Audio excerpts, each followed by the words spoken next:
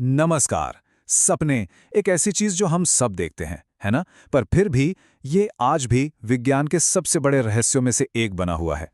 तो आज हम इसी रहस्य से पर्दा उठाने की कोशिश करने वाले हैं।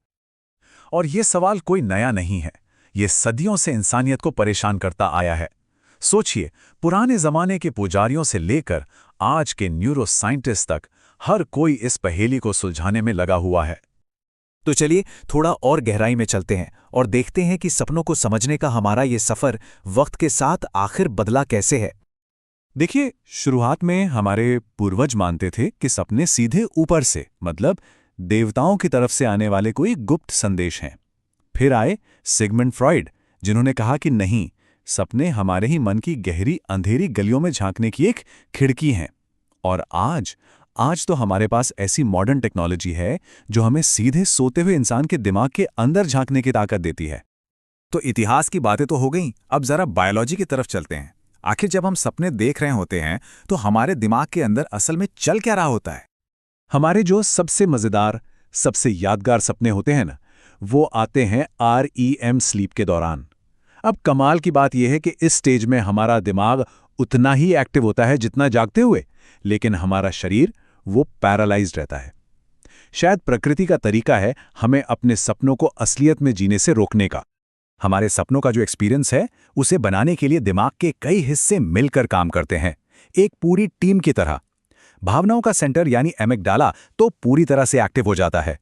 यादों को संभालने वाला हिप्पोकैम्पस भी अपने काम पर लग जाता है। लेकिन जो हिस्सा तर्क और सही गलत का फैसला करता है, यानी प्रीफ्रंटल कॉर्टेक्स, वो थोड़ा सुस्त पड़ जाता है। और शायद यही वजह है कि हमारे सपने अक्सर इतने इमोशनल और अजीबोगरीब होते हैं।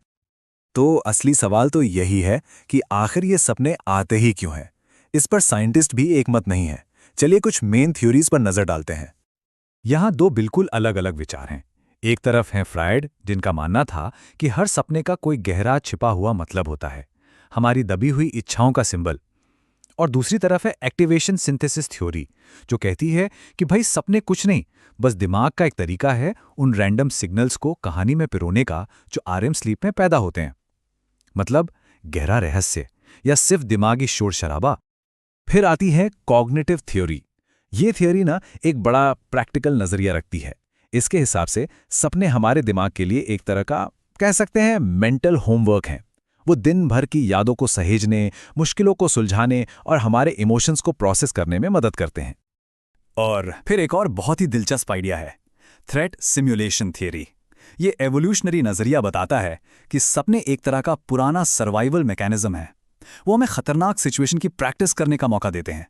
तो अगली बार जब सपने में किसी चीज से भाग रहे हों, तो शायद आपका दिमाग आपको असली खतरे के लिए तैयार कर रहा हो। अब थ्योरी चाहे जो भी हो, एक बात तो पक्की है, हमारी जागती हुई जिंदगी का सीधा असर हमारी सपनों की दुनिया पर पड़ता है।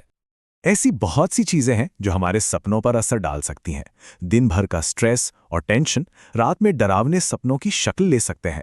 सोने से ठीक पहले कोई हॉरर मूवी देख ली या कुछ ज्यादा ही मसालेदार खाना खा लिया, ये सब हमारे सपनों की कहानी को बदल सकते हैं। असल में हमारी रोज की जिंदगी ही रात में हमारे सपनों की स्क्रिप्ट लिखती है। और कभी-कभी यही असर बुरे सपनों यानी नाइटमेयर्स का रूप ले लेता है। बुरे सपने अक्सर स्ट्रेस, टेंशन या किसी ट्रॉमेटिक घटना की सीधी प्रतिक्रिया होते हैं। वो शायद हमारे दिमाग का तरीका हो सकते हैं मुश्किल भावनाओं से निपटने की कोशिश करने का। लेकिन सवाल ये है कि क्या हम अपने सपनों में सिर्फ एक बेबस दर्शक हैं? जरूरी नहीं। कुछ टेक्निक्स हैं जो हमें एक ज्यादा एक्टिव रोल निभाने में मदद कर सकती हैं। तो चलिए बात करते हैं ल्यूसिड ड्रीमिंग की। ये वो कमाल का एहसास है जब सपने के बीचों बीच आपको ये पता चल जाता है कि अरे, ये तो एक सपना है। और जैसे ही ये एहसास होता है, कोई भी अपने सपनों का डायरेक्टर बन सकता है, किसी बुरे सपने को एक एडवेंचर में बदल सकता है। अपने सपनों को समझने का एक और बहुत पावरफुल तरीका है ड्रीम जर्नल रखना। बहुत आसान है। सुबह उठते ही जो भी याद हो उसे लिख लीजिए। धीरे धीरे आपको कुछ पैटर्न्स, बार बार आने वाले सिंबल्स और ऐसी अनसुलझी बातें दिखने लगेंगी जिन्हें आपका दिमाग आपके सामने लाने की कोशिश कर रहा है। और ये सिर्फ मजे के लिए नहीं है, ये सेल्फ डिस्कवरी का एक जबरदस्त टूल है। ये ऐसा है जैसे आप सीधे अपने सबकॉन्शियस माइंड से बात कर रहे हों, जो आपके गहरे डर, इच्छाओं और मोटिवेशंस को सामने ला सकता है।